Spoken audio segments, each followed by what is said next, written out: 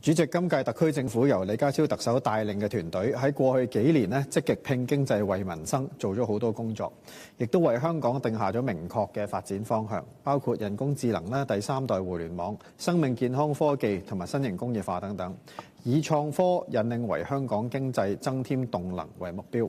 我哋大家都見到特區政府喺推動創科方面係不遺餘力嘅，亦都聽取咗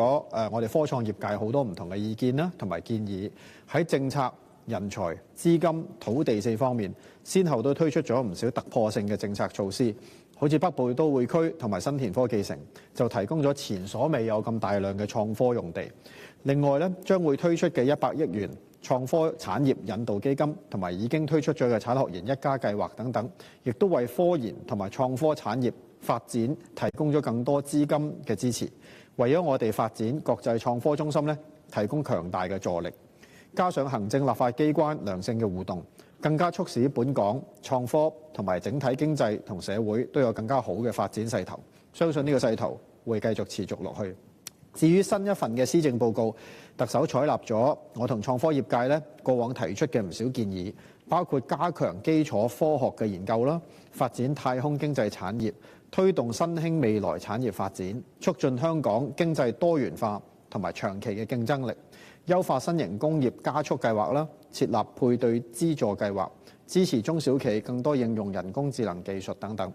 另外喺促進數字教育方面，政府將會啟動檢視高中數理科目嘅課程設置，加強培育修讀科學同埋數學嘅學生。呢啲亦都係我之前提出嘅一啲建議。除咗呢啲政策措施之外施政報告喺創科方面都有唔少嘅着墨，喺唔同嘅章節同經濟領域提到頭先好多同事提到嘅 AI 發展同埋應用嗰方面，亦都係一份非常之具前瞻性嘅施政報告，係非常值得我哋支持。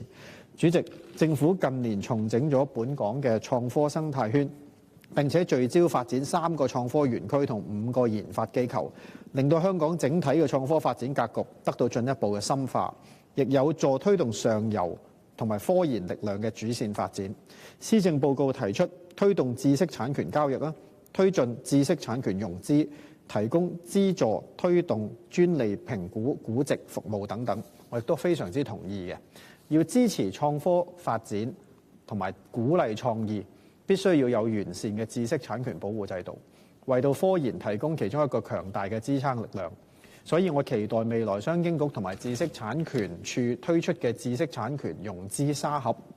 能夠透過銀行啦、保險啦、估值同埋法律等等嘅專業人士合作，協助我哋科技行業用好知識產權進行融資，為業界尤其是係我哋初創同埋好多中小型嘅科技公司提供多一個融資嘅渠道。事實上，專利估值可以作為信貸融資嘅參考，可以為科技企業同埋團隊帶嚟更加多嘅資金支持，有助推動創科發展嘅同時，亦都可以鼓勵大家做多啲科研，做多啲發明同埋專利嘅註冊。不過，就算我哋做咗專利嘅估值，下一步更加重要係點樣將呢啲估值可以真正咁樣體現出嚟。所以我哋必須要鼓勵更加多嘅企業進行譬如收購合併啊、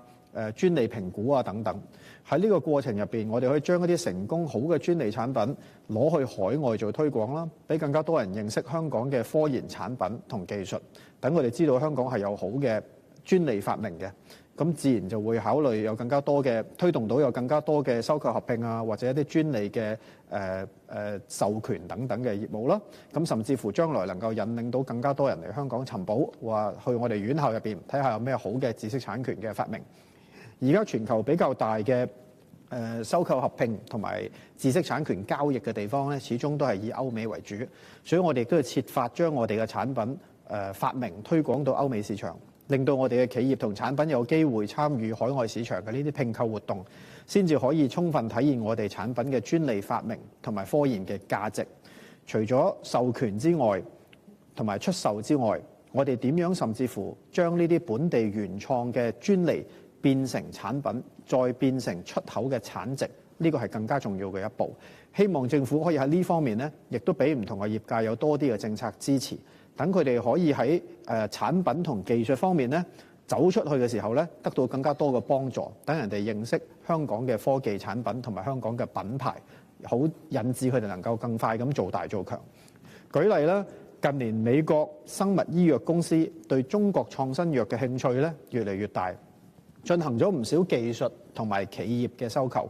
呢個正係中國創新藥價值嘅真實體現。據報道咧，國家嘅創新藥行業正經歷咗一輪嘅併購熱潮，跨國嘅藥企，例如輝瑞啦、阿斯利康啦、GSK 等，都積極收購內地嘅創新藥發明。今年上半年，中國生物技術同埋製藥業授權轉讓嘅交易咧，拉新收嘅數目咧激增，有超過50宗，涉及嘅總金額咧達到484億美元，接近2024年全年嘅交易水平。當中咧有跨國藥企從內地企業外購管線嘅比例咧，就由2020年嘅10%逐步增加到2024年嘅31%。而跨國投資銀行高盛亦都認為咧，美國嘅藥企喺中國生物科技對外授權嘅最大受益者，因為過去3年有超過40%嘅相關交易係美國藥企喺中國生物科技機構授權或者收購呢啲產品嘅，反映咗全球對國家藥企嘅創新能力同埋潛力得到咗高度嘅肯定。所以喺呢方面，過去內地藥企得到國家嘅政策引導同埋具體支持，係今日成功非常重要嘅原因。內地嘅創新藥已經開始走出去，除咗拉新收，直接打造中國品牌藥品出口更顯重要。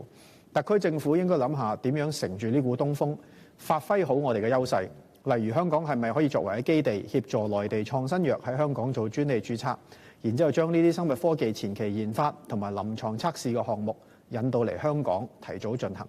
之後將呢啲創新產品推廣到國際市場，實現技術許可、戰略投資同埋品牌銷售。咁樣唔單止可以説好中國同埋香港故事，亦都可以協助內地同本港嘅科研產品同企業出海，亦都可以推動相關嘅產業鏈嘅發展。希望政府可以探討點樣更加做好呢方面嘅工作。主席，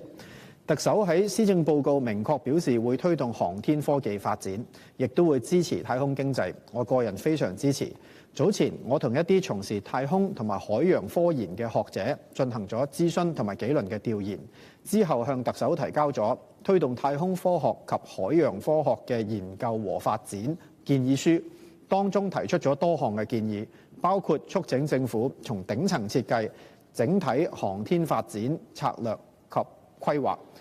制定明確嘅發展目標同埋路線圖，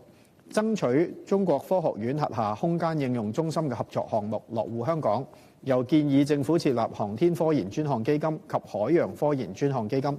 支援本地大學同埋科研企業參與更多航天及深海探索嘅科研項目，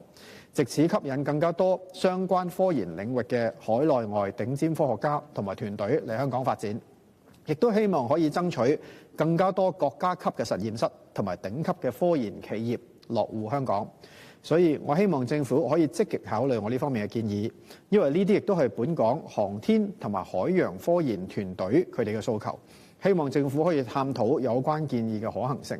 同時，我亦都期待特區政府日後可以制定更加全面嘅航天科技發展政策，支持更加多國家級嘅航天項目嚟香港推展，配合國家科技發展嘅方向同埋策略。近日我接受傳媒訪問嘅時候都多次重申，希望大家明白，我哋發展航天科技同埋太空產業唔應該只係側重短期嘅經濟收益。其實好多成功嘅科技產品都係源於看似同商業無關嘅探索性科研項目。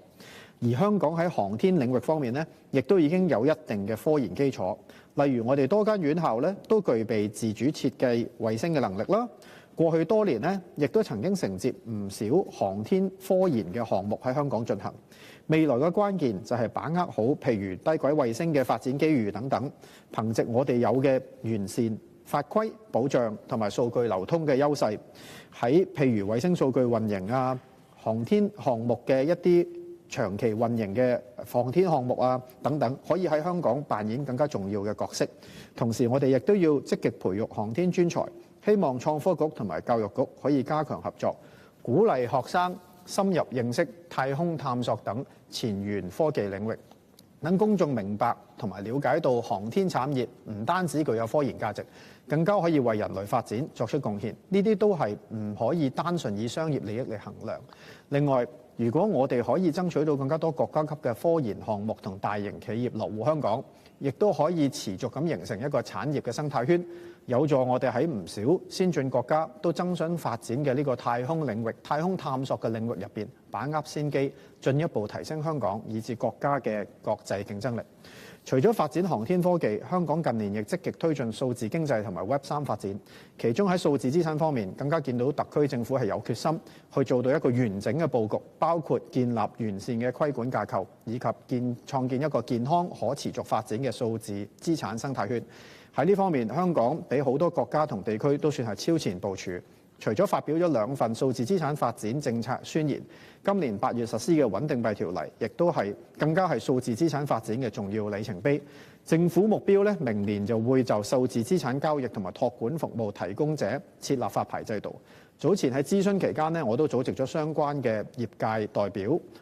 同埋證監會同埋財富局見面，表達咗業界對有關發牌制度嘅意見，希望政府從善如流，充分考慮業界意見之後咧，盡快將有關嘅法案提交俾立法會審議。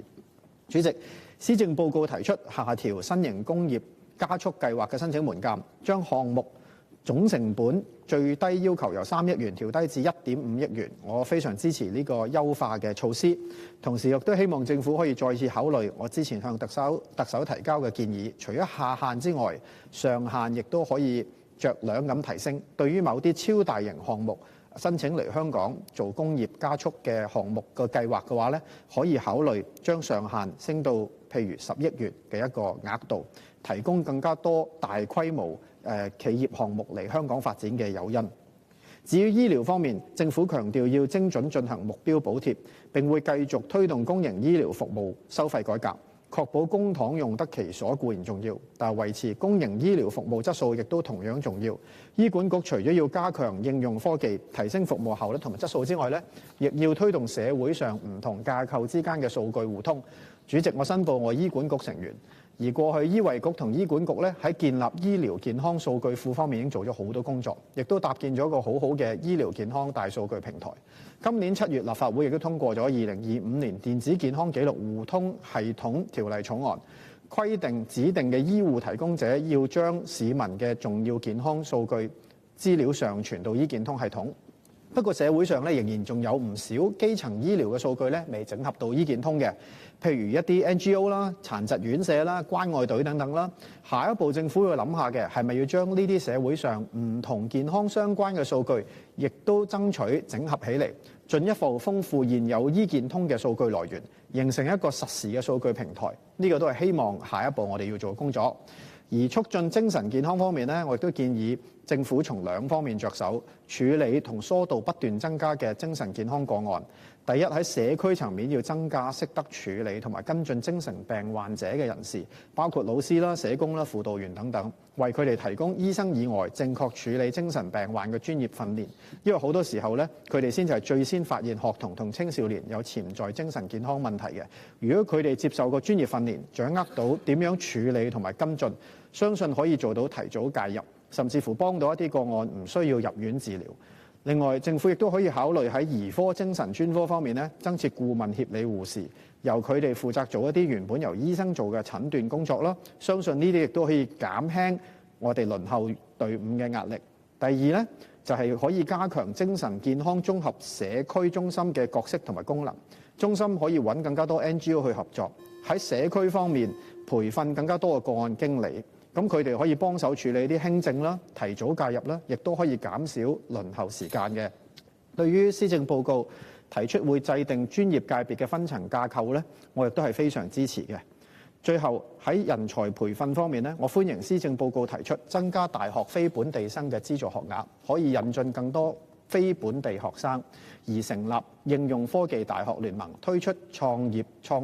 創科人才交流計劃等，呢啲舉措咧都係幫助本地推動我哋更加多科創人才嘅發展嘅工作。最後，我再三促請政府研究訂立譬如網絡安全法或者數據管治相關嘅法規，亦都要更新人工智能、網絡安全相關嘅法例等等，可以持續不斷咁繼續推動香港科技產業安全有序咁嘅發展。主席，本人謹此陳辭，支持2025年施政報告。